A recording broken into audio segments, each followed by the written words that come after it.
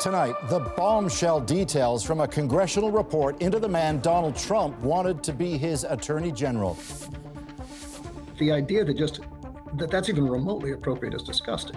The allegations Matt Gaetz paid tens of thousands for drugs and sex, including with a minor. Plus, what the federal government wants to do to protect your rights when you fly. It's not just a compensation. How do you resolve these issues faster? Why some say it's still not enough. A Canadian kiteboarder opens up about the shark attack that almost cost him his life. The bite strength is so strong, I could hear bones shatter instantly. His story of survival and perseverance. From CBC News, this is The National with Paul Hunter. Thanks for joining us. Adrian is away. Former Republican Congressman Matt Gaetz's star was rising, tapped by President-elect Donald Trump to be the next U.S. Attorney General. Then abruptly withdrew his name as speculation swirled around a secret House Ethics Committee report. Well, now that report has been released. It describes an almost Hollywood stereotype of Washington's sleaze and decadence, alleging Gaetz took ecstasy and cocaine, regularly paying for sex, including with an underage teen. Gaetz has denied breaking the law, casting the bipartisan report as a smear job. And as Katie Nicholson shows us, for many in the current Republican Party, that defense and his staunch loyalty to Trump is enough. It was just Sunday Matt Gaetz was musing about running again for office. My fellow Floridians have asked me to eye the governor's mansion. The former Florida congressman's future now substantially muddier after the release of a damning 37-page House ethics report into his alleged conduct after years of investigation. It found evidence that Gaetz used or possessed illegal drugs on multiple occasions, regularly paid women for sex, even including a chart itemizing roughly $90,000 in payments to 12 women. It also alleges Gaetz engaged in sexual activity with a 17-year-old girl, a violation of Florida's statutory rape law and something Gaetz repeatedly denied. The idea that's even remotely appropriate is disgusting. Gaetz resigned from his House seat after President-elect Trump named him to head the Department of Justice. We're going to tackle fentanyl. But he had to take himself out of the running amidst unending whispers around the looming ethics report. Donald Trump is unstoppable. A fierce Trump loyalist, his entire brand built on being confrontational, something that made him enemies even within his own party. Shut up, Gaetz. Get out. Gaetz led the tumultuous charge to oust former Speaker Kevin McCarthy. At the root of the vitriol, McCarthy maintained that he greenlit the ethics investigation into whether Gaetz had sex with a minor. Did he do it or not? I don't know. But ethics is looking at it. The findings in the report would, in the past, be career-ending. Not anymore, says this former Republican operative. But it shows you the mentality that a lot of Republicans have these days. You never concede anything. You never give in. You fight. You play victim. And Donald Trump has shown that that can work. Gaetz, normally not one to shy away from the cameras, today stuck to social media, where he posted criticism and rebuttals to the report. One of the things he posted, there is a reason they did this to me in a Christmas Eve report and not in a courtroom where I could present evidence. So the question now, Katie, what next for Matt Gaetz? Well, Matt Gaetz had already plotted out his next act. Earlier this month, OAN, that's One American News, a pro-Trump cable network, announced that he would be hosting a new show in January. Now, it's not clear if this report and its allegations will have any kind of an effect on those plans. But interesting to note, Paul, that network doesn't have a story on this ethics report on its website. A sign, perhaps, that in MAGA world, this report just isn't making waves. All right, Katie Nicholson tonight in Washington. Thank you. Outgoing U.S. President Joe Biden has commuted the sentences of dozens of federal death row inmates. Biden granted clemency to 37 of the 40 prisoners slated to die. They'll now face life in prison without parole. The move comes just before Donald Trump returns to the Oval Office with a promise to restart federal executions.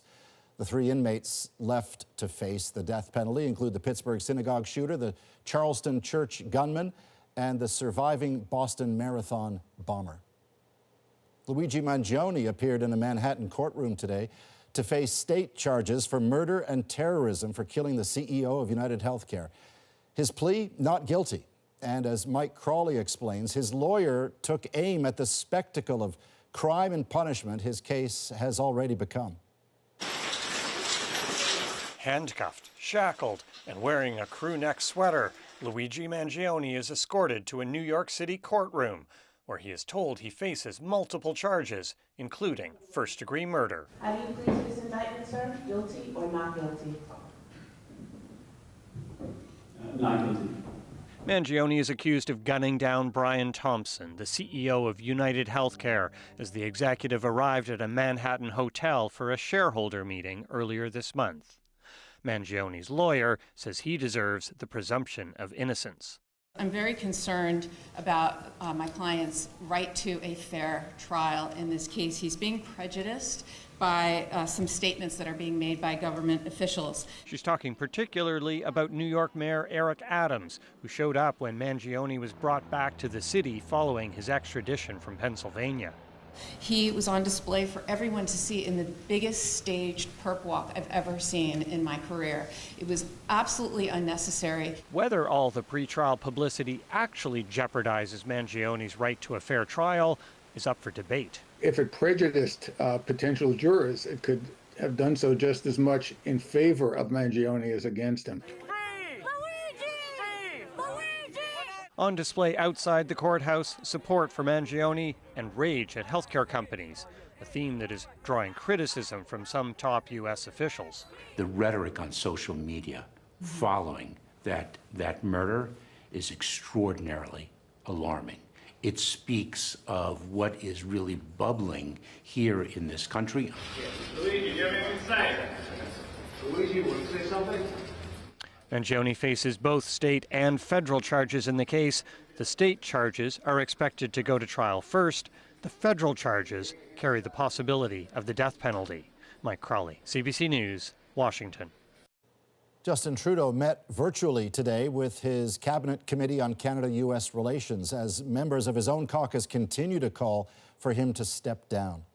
It's expected that Trudeau will take the holiday to think on his future. Calls for him to resign exploded after Chrystia Freeland abruptly resigned as Finance Minister and Deputy Prime Minister a week ago, taking aim at him in an open letter. Well, just as Canadians are surging into airports trying to get where they need to be for the holidays, the federal government is proposing new passenger rights rules for airlines. Julia Wong walks us through them and the criticism. Jamie Hodgins is hoping for better travel luck this holiday season. Last Christmas break, his return flight from Cancun to Edmonton was delayed for 16 hours. No hotels provided, no food, nothing like that, so just sleeping. And it's a pretty crazy airport down there. Ottawa wants to change that, proposing revamped rules for when airlines need to compensate or assist passengers if a flight is delayed or canceled. They include meals and overnight accommodations, if necessary, if a flight is delayed at least 2 hours. Passenger assistance for up to 72 hours after a flight disruption due to exceptional circumstances, such as war or a natural disaster. And refunds being issued within 15 days, down from 30 days. I think that's fantastic. I'm all on board with that, actually. The proposed changes come during peak travel season. The latest data from Stats Canada shows travel is almost back up to pre-pandemic levels, but experts say the proposals don't go far enough. Well, when we compare ourselves with the US and the Europe, it's 7 days. So we're going to be the only one that's going to offer a 50-day to get refund. Even with more protections, some argue it's too tough to hold airlines accountable when there are delays and cancellations. It's not just a compensation to say these are the benefits that you're entitled for, but how do you actually get them and how do you resolve these issues faster? That's the process that we need help with. The proposed changes could cost airlines $512 million over 10 years. The Canadian Transportation Agency says that's about 99 cents per passenger per flight every year. The National Airlines Council of Canada, which represents the country's largest carriers, warns the proposed regulations could be costly for airlines and could make air travel less affordable for Canadians. Julia Wong, CBC News, Edmonton. Two well-known automakers, Honda and Nissan, are steering towards a merger. The longtime Japanese competitors announced plans to join forces in 2026. As Eli Glasner explains, it's a move to be more competitive in a growing electric vehicle market. With the announcement of Nissan and Honda joining forces, the push for consolidation in the auto industry has shifted into high gear. The CEO of Nissan says the proposed new company would be one of the biggest. Currently, Nissan and Honda lag far behind the biggest auto companies, but the proposed new company jumps to third. In your dealership friend group, how would you describe the mood this morning? We are thrilled. Honda is an absolute powerhouse. We've known this for a long time. And so is Nissan. So now you're taking two of the largest Japanese brands and merging them together. I think that there's a lot that the two companies could learn from each other for sure. The former CEO of Nissan is much more skeptical. The two companies are two Japanese companies. They are strong in the same fields. They are weak in the same fields. Part of what's driving this is the growing market power of Chinese auto manufacturers. The truth is this, that they're coming. Like winter is coming. The question is how ready are we going to be for when this happens? As traditional auto manufacturers pivot to electric vehicles, they need to keep profits flowing while making massive investments in expensive technology. Not the case for Chinese competitors. These are new automakers that start as EV players that don't need to carry their profit-making centers or risk that, and massive state investment and organization. But analysts see upsides for Canadian auto workers. It could be good, very good for jobs. If it brings a Nissan assembly plant to Canada, so much the better. And for customers. I think that having synergies between the two car manufacturers is going to drive costs down, because now you have the economies of scale. And as the industry continues to transform, experts expect many more mergers to come. Eli Glasner, CBC News, Toronto. Police in BC say 5 people thought to be missing have now been located after an avalanche in the Whistler area. The snowslide happened early this afternoon in a backcountry ski area north of Whistler. 4 of the 5 skiers were fully buried by the slide, 2 of those under the snow for at least 10 minutes. All 5 were taken to hospital with various injuries, but all are now listed in stable condition. Paramedics across the country are coming forward saying they're being assaulted while trying to do their job. As Nicole Williams shows, their stories are prompting a new national survey aimed at shedding light on just how bad the problem has become. For more than 20 years each, Kelly Edwards and Matthew Waugh have worked as paramedics, a job they love, but with a cost. Our safety is put on the line pretty much on every call. The 2 paramedics say they are regularly kicked, punched, spat on, and verbally abused by patients. I had lots of threats of being, sexually assaulted and descriptions on how they do that. Being told I will kill your family when I meet them is something that occurred more than once in my career. Advocates say there are similar stories from the 40,000 paramedics across the country, and the problem only seems to be getting worse. A lot of the people of the public aren't aware that this occurs frequently. They think it's an anomaly. But it's still unclear how much and how bad the violence is that paramedics are facing. Most studies in Canada done on a regional level, and it's why researchers are about to undertake the first study of its kind, a nationwide survey of paramedics to better understand what's happening when they're on the job. I think the public will be horrified to see the types of violence that are happening to paramedics, whether it's bullying, the intimidation, the physical assaults, the sexual assaults, the threats. One of the questions, how are paramedics and their families being affected? It's definitely changed me. It makes me less trusting of people. I know there's good people out there, but I definitely find myself apprehensive. The survey is set to roll out in the new year, with researchers conducting as many interviews as possible. They say they hope the findings eventually are used as a tool to look for new ways to better protect paramedics while they're on the job. Nicole Williams, CBC News, Ottawa.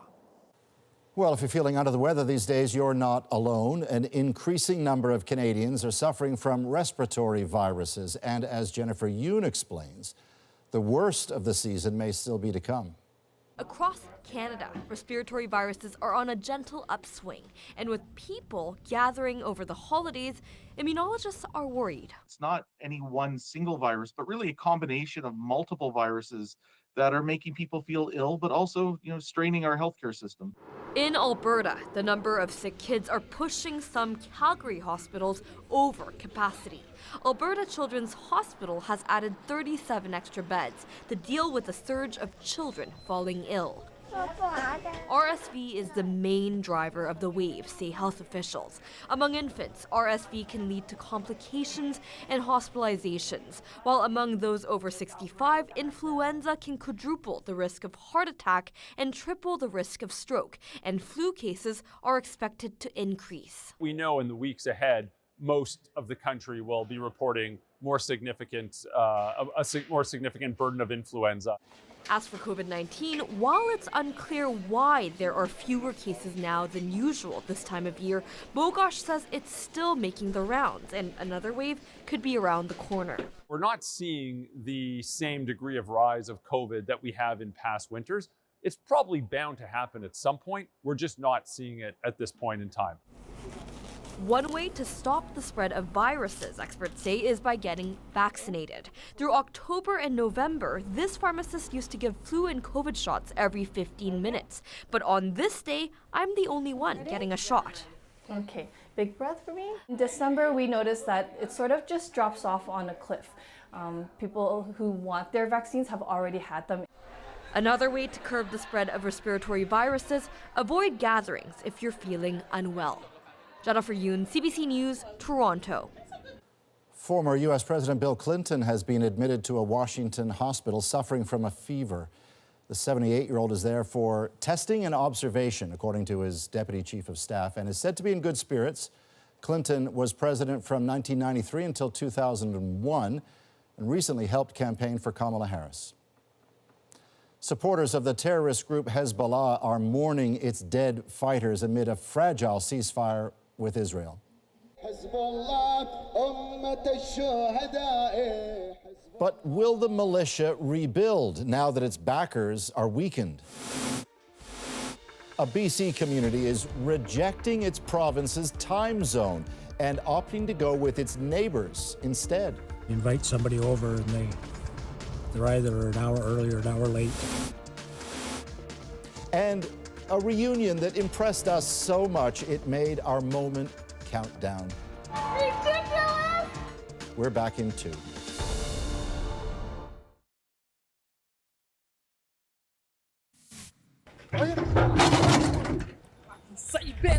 Meu Deus do céu! At least 2 people are dead and a dozen more missing after the collapse of a bridge in northern Brazil. Others narrowly avoided being hit by debris from the collapse. Several vehicles that were on the bridge at the time plunged into the river below, including a pair of trucks carrying more than 100,000 liters of sulfuric acid. And a close call at a port in Istanbul, Turkey. Workers can be seen fleeing a cargo ship as it rolled over on its side. Only one person was slightly injured and sent to hospital. Dozens of containers ended up going overboard. Officials say the ship was not properly loaded. The United Nations peacekeeping mission in Lebanon has called on Israel to speed up its withdrawal from that country. The ceasefire with Hezbollah under pressure. From the ground, Margaret Evans shows us the war with Israel left the militant group weakened but still with influence.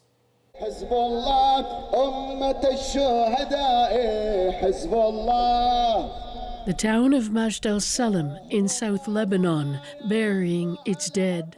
The name means Tower of Peace, but the men laid to rest here earlier this month died during war. The creaky ceasefire now in place between Israel and Hezbollah, allowing the Lebanese militia time to honor its dead fighters. The war decimated Hezbollah's top tier, but the group still calls the shots here. Our presence and the people we were allowed to speak with controlled. Sukaina Shamsuddin, whose husband was killed in an Israeli airstrike, says she tells her children their father is a hero. A ceasefire was agreed at the end of November, Israel and Hezbollah having traded fire for over a year after Hezbollah intervened in support of Hamas in Gaza. Billboards of the now dead leader Hassan Nasrallah line the highway to Beirut, where Israel dropped more than 80 bombs on his underground headquarters, killing him. Hezbollah's critics fear they'll turn the scene of his assassination or his eventual burial site into a shrine and use his memory to make him even more powerful in death than he was in life. Nausla Yusuf says both that he's irreplaceable and that Hezbollah will recover. We didn't lose the war, she says, and we won't be weakened. But Hezbollah's weapons stockpiles have been degraded by Israel, and the terms of the ceasefire committed to disarming. Public anger with Hezbollah for drawing Lebanon into a war many didn't want is strong. Without asking anybody from the political circle, Jad Ahawi says pressure on Hezbollah to confine itself to the political sphere will be formidable. they have to come under the rule of law. If they accept that, they are the most welcome. If not, they're not going to survive it. Especially now, with the recent fall of Hezbollah's longtime ally Bashar al-Assad in neighboring Syria, cutting off its supply lines from Iran. Margaret Evans, CBC News, Majd el-Salem, Lebanon. Doctors at one BC hospital say the situation is so dire, patients are being treated in hallways. Nurses are changing patients and exposing their genitals as the general public are walking by. What's behind the crisis and how the hospital plans to fix it? A Canadian kiteboarder recalls the harrowing moment he came face to face with a shark. The bite strength is so strong, I could hear bones shatter instantly. His incredible recovery to get back in the water. There was a point in time where I thought it would never happen again. The National breaks down the stories shaping our world next.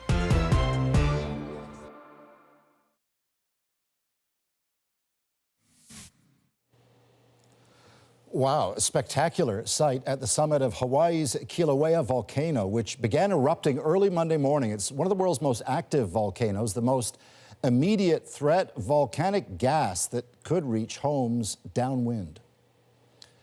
Well, it's hard to keep an appointment in British Columbia. The small, isolated village of about 400 people is tucked away in the mountains down a long and winding road accessible only from the Yukon. Cheryl Kawaja explains why it's a community lost in time. A bumper sticker on a truck parked just outside the cafe reads Atlan, Yukon, a favorite joke of many here. What's Yukon, you know? It's not too far from here. We are part of the Yukon. This line on the map doesn't make sense to us, to most of us, I must say. Whitehorse, Yukon is a 2-hour drive up the only road out of Atlan and a different time zone. It's where everyone goes for a big grocery run, a dentist, the hospital. What time is it now? I don't know. I have no idea. It's either, I think it's about 1:30, is it, or 12:30? I don't know. It's, you know, in the afternoon. Good afternoon. One indication that Atlanites aren't terribly concerned about time is the town clock. It actually hasn't worked in years. In 2020, the Yukon stopped changing its clocks, permanent daylight time. That means it's not in sync with BC in the winter. Most of the town has decided to stick with Yukon time. Confusing. Yeah, it's really confusing. Because our tablets and our computers and the television are all on BC time. I'm teaching here, and we use Yukon time for the kids. The indigenous government here, the Taku River Tlingit, recently announced it is officially on Yukon time, in part to help elders who go back and forth to Whitehorse for medical appointments. Not everyone is on board. Corporal Chris Mahoney points out legally Atlan is on BC Pacific time. It's about public safety for me, and yeah, I just want everybody to be on the same page. And to make it all the more confusing, a couple of weeks ago, for the first time ever, Atlin got cell service. The cell tower is on Yukon time. Inevitably, you invite somebody over and they're either an hour early or an hour late, depending on your point of view. But for many Atlinites, though, you know what? It all works out. You just get up an hour earlier. Cheryl Kawaja, CBC News, Atlin, BC. What an interesting story. Time now to dig deeper into the stories shaping our world. A professional kiteboarder from Canada's East Coast takes to the water again, 6 months after a shark attack took his leg. The bite strength is so strong, I could hear bones shatter instantly. Riding the winds of resilience. But first, almost no privacy and barely any room. Doctors at a BC hospital say overcrowding has hit critical levels. Staff at the Fraser Valley's largest medical facility have major congestion concerns. As Benit Brach reports, doctors say the hospital is bursting at the seams. Our hospital is just in crisis. It is bursting at the seams. Inside the Abbotsford Regional Hospital, doctors are sounding the alarm. In one ward, the nurses are changing patients and exposing their genitals as the general public are walking by because they don't have privacy walls. Doctors say the worst congestion is in the ER and other medical wards where patients need complex care. So what is going on? Would you say this is compromising the dignity of patients? You know, we're certainly trying to optimize every single space.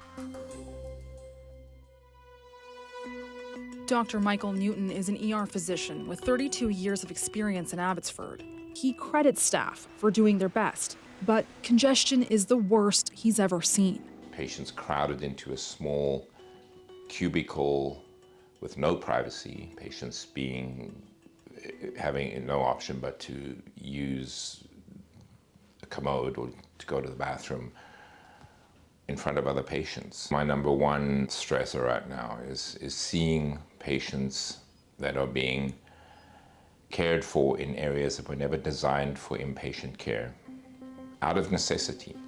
Data from the Ministry of Health shows the largest hospital in BC's Fraser Valley has been operating at 128.4% capacity for 2023-2024. And that's more than any neighboring hospital, all of which are over capacity. Dr. David Liu is the medical director for the hospital. Would you say the concerns that your colleagues have talked to me about are valid? You know, I'm not discounting those concerns. They are valid concerns, and certainly we have significant demands as a result of many complex issues. So there's certainly legitimate concerns. One of the biggest issues that doctors note in this hospital is just how long patients are spending in the ER after they are admitted.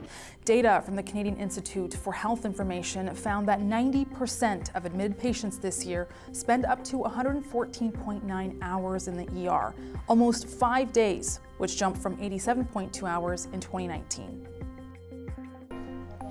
Now, doctors say these long stays in the ER are particularly hard on the elderly.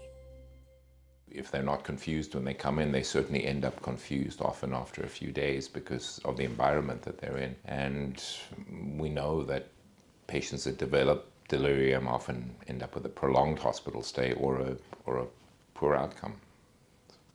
Fraser Health says there has been an ER expansion in Abbotsford, but doctors say that expansion hasn't solved the problem. Patients have to go somewhere. We can't send people home when they're needing hospitalizations. Dr. Susan Cooper has worked in the hospital for almost 15 years. She says over the last year, up to 100 patients at a time are being left in stretchers in the emergency and medical wards. Never would I've ever expected that it would come down to this. Dr. Cooper says one of the busiest medical wards often has up to 15 patients in the hallway since May. as there's no electrical outlets in the hallways and the extension cords are coming out into the hallway, we don't have the equipment, like we're using portable oxygen tanks.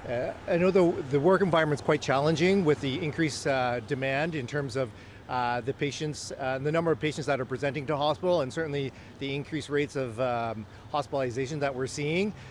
We're trying to make do with every single space that's available to us. Fraser Health says when patient volumes are exceptionally high, it may use alternate care spaces, such as hallways, vacant surgical day beds, and outpatient areas to help meet that demand. Those that have life-threatening disease, we need to find capacity for those, and those will get priority. And unfortunately, it means putting some patients in the hallway. Doctors say there's not enough beds or physical space in the hospital to keep up with a growing and aging population in BC's Fraser Valley. I think our hospital is unique in that the crisis is so much more pronounced and so much more visible in every way that it's hard to ignore. Fraser Health says in total there are 275 acute care beds. 28 have been added since 2016. But the hospital is dealing with an average of 347 patients in acute care beds at any given time. And the province says another big reason for high occupancy is patients who no longer require hospital services but are waiting to be admitted to another care facility or need more support after they are discharged. There's also continuing staffing challenges. Fraser Health says it is taking action. A $30 million investment in the hospital and the addition of 236 full-time staff. Plus, a new long-term care facility will add 91 new beds, which will free up more acute care capacity. It's also looking at more expansion strategies. And we're certainly trying to build capacity, and we're certainly trying to improve the work environment for the physicians and the staff at hand, and in particular the patients. Doctors say they still have pride in the hospital and their colleagues and want to see their concerns taken seriously faster. How do you stop squeezing us for any more, because you can't squeeze more than 130%? People in Fraser East are suffering. A call to put patients first in a complicated crisis that isn't slowing down. For its part, the BC government says it's working closely with health authorities to monitor congestion and says it's increased bed counts provincially by almost 8% since last November. Next, one man's trip to Turks and Caicos nearly turned deadly. I turned around and I saw the face of a shark on my ribs here, like nose pushing against me. The bloody fight, how he managed to escape the shark's fearsome jaw.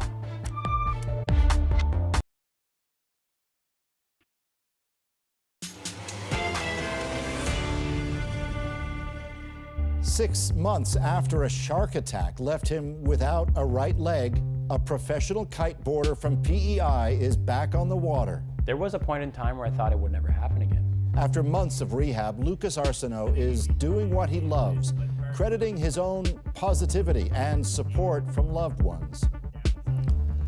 Arsenault sat down with our Lisa Shing to speak about his incredible journey.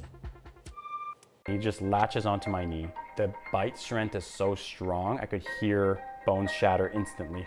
Lucas Arsenault has a stunning story of survival. I was at the point where I could not breathe, everything's dry, I could taste blood. A professional kiteboarder who lost his leg after he was attacked by a shark while snorkeling. I realized quickly that I shouldn't have survived that. He's now determined to do what once seemed impossible, get back on his board, though the journey hasn't been easy. There's some dark times, and you go through waves of, realizations that, hey, I'll never do something this way again. That was ugly. Movement, once effortless, now requires every ounce of strength and concentration. It's more than I've done in a while. My mind is so used to just squatting down like a normal leg, so I have to mentally think every time I catch it to not. Watch out, Reef, it's a dangerous spot. These workouts, integral to his healing, to finding a new normal.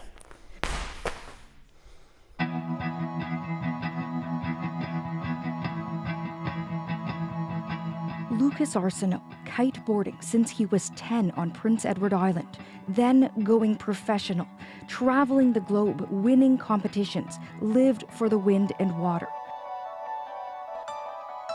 That life upended 6 months ago. And you'd been there to that spot dozens of times? More than dozens. I've surfed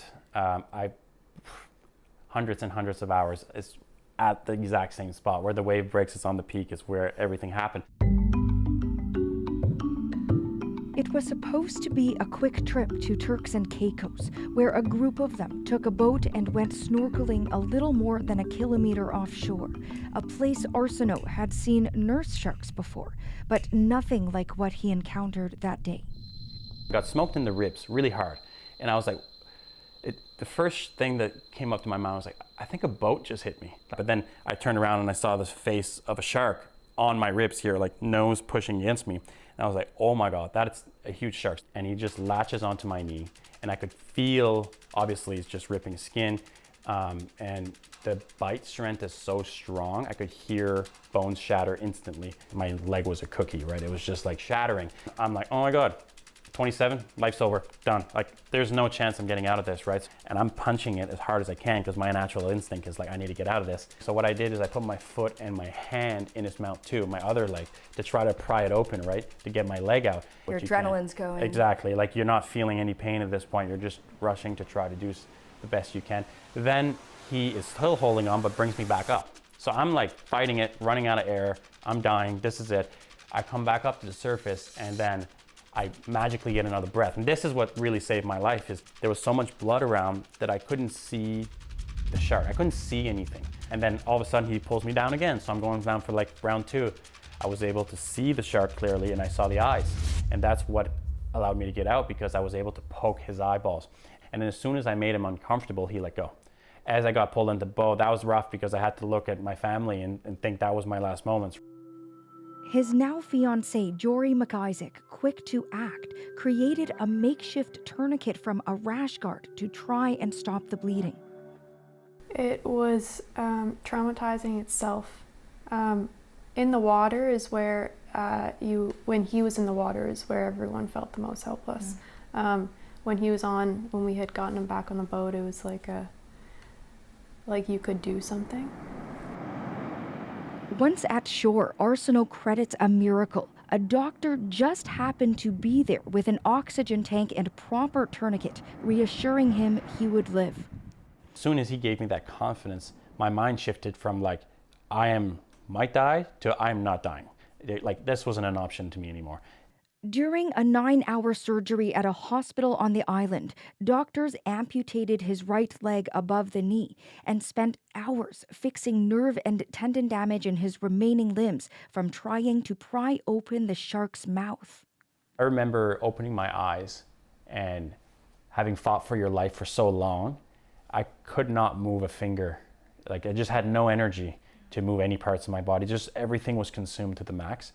Arsenault regained enough strength to be flown to a Toronto hospital before heading back to Prince Edward Island to continue his recovery. Through all this, supported by friends, family, the kiting community. How are you feeling considering that your life had changed? I would, you'd be lying if you say it's all good. For sure, there's some dark times, and you go through waves of, realizations that, hey, I'll never do something this way again. Will I ever be able to drive again? How am I going to go to the bathroom at night if I found that I can't walk?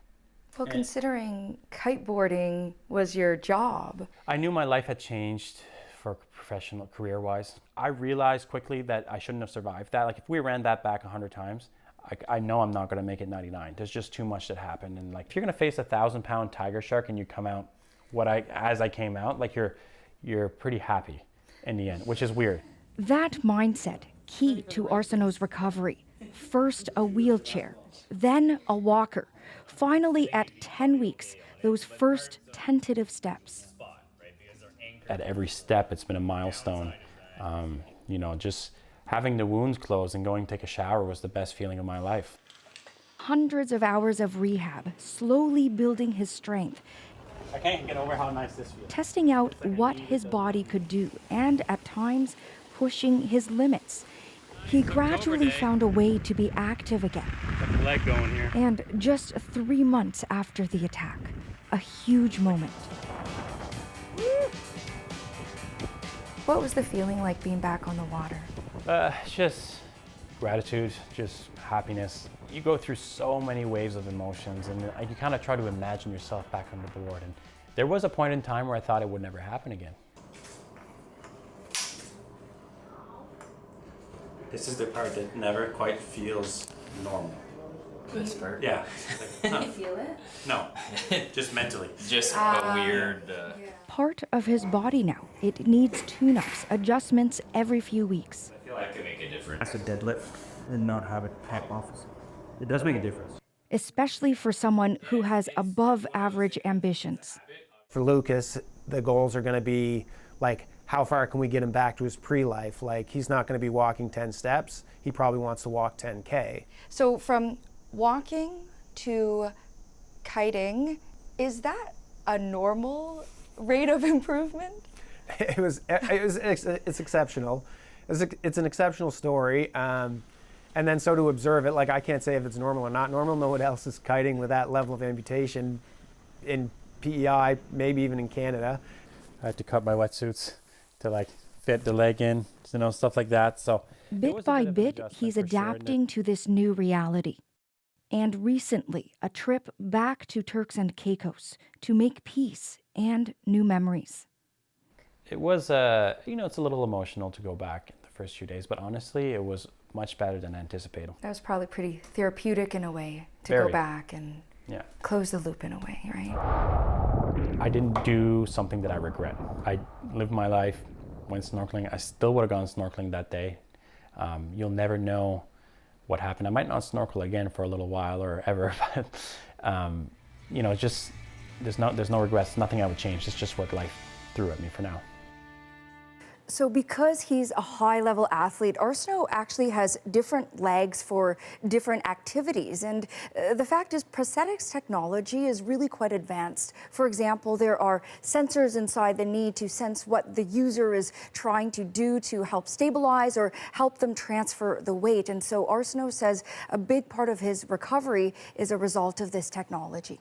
Man, what a story. I take it he talks a lot about the support around him, is that right? He really does. He says the PEI community, the kiting community, really came together for him. He said people were constantly visiting him in the hospital when he was there, bringing him steak so he didn't have to eat hospital food.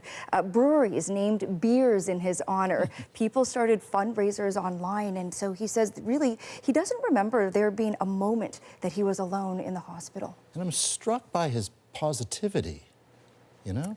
He really was positive through the humor that I could see, through his outlook. He said he really wants the takeaway of the story to be an inspirational one. He doesn't want people to feel doom and gloom after they see what happened to him. He wants them to see him overcoming obstacles and feel like they can as well, Paul. Wow, what an inspiration indeed. Thank you, Lisa. You're welcome. Next, Shania Twain reunites with an old friend. To me, she's no different today than she was 41 years ago. This sweet friendship rises up to number 10 on our Moment Countdown.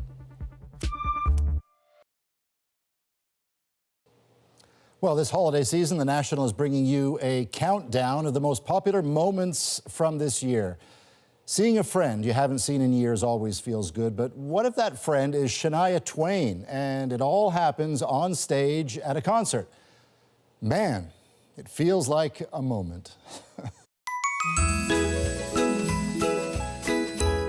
So Gloria invited me over. I stayed at her house. She treated me like one of the family. I thought it was a great chance for us to reconnect, but I said, what's the chances it's going to happen? Because, you know, it's highly unlikely. When I was 17, I was turning 18, and I was in Newfoundland. And I just had this very quick, sweet friendship along my travels, and her name was Gloria. I just felt like I couldn't get to her fast enough, and just to give her that big hug. Ridiculous! And just to embrace and reconnect. I knew she made it because of the awards and everything she's gotten over the years, but it just kind of made it real when I did see her. You were so kind to me. I just can't say enough about her and how down to earth she is. To me, she's no different today than she was 41 years ago. And I'll just add, not only is Shania Twain evidently kind-hearted, but man, also on that trip to Newfoundland, she got herself screeched in. And for those who don't know, that involves a couple of things, including kissing a dead codfish on the lips. Man, she's got guts. I don't know if I could do that. Thanks for being with us. You can watch anywhere, anytime on the free CBC News app and subscribe to the National's YouTube channel. I'm Paul Hunter. Take care.